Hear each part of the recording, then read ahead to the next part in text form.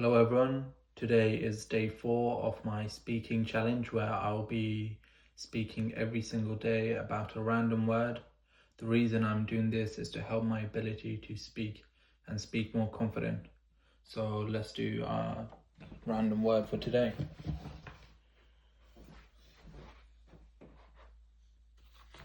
So the random word today, it's document.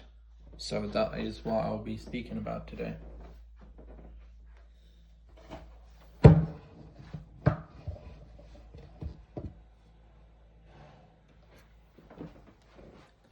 So documents, what are documents? Documents is a form of way to store something, and normally documents are issued to valuable stuff. So for example, you might have a birth document which might showcase your birth and like your certificate and all that kind of stuff.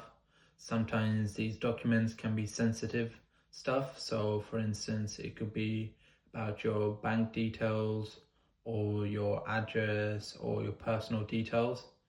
Documents are a great way of storing these stuff, and they can come in two forms. The first form, it's an online version, and then the second form, it's a physical version.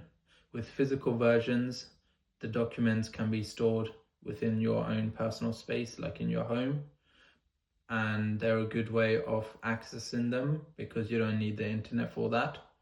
Another great thing about having physical documents, it's that it's very easy to show people your documents if you need to, because they're actually physically available to you, and they make a great way of storing your documents. The main downsides to these physical documents is that when it's physical way, it can be you can easily, lose them, or it can be damaged. So you need to be careful with when you're handling these documents and where you're going to store them, because if they get damaged or ruined, or maybe you might get them wet or whatever it may be, they might be destroyed or it might be illegible. So you need to be careful with these physical documents, and that's kind of one of the main downsides to it. Now with online documents, the main difference is that obviously, as the name suggests, it is online that you put it on. And with online documents, it can be in many different shapes and forms. For instance, you can put it like in a file format. Another way, you can put in like cloud storage. So those are some of the ways that you can put it in online.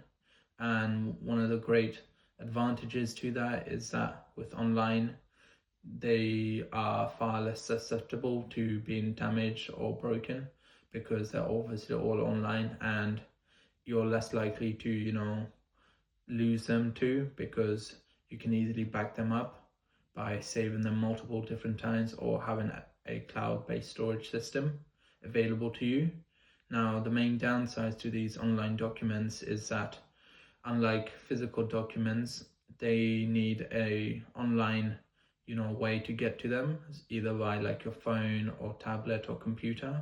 So let's say you're outside or somewhere in a place where there's not great connectivity or network, then it might be difficult to access these documents unless you've already saved them in an offline version, like maybe a Word document.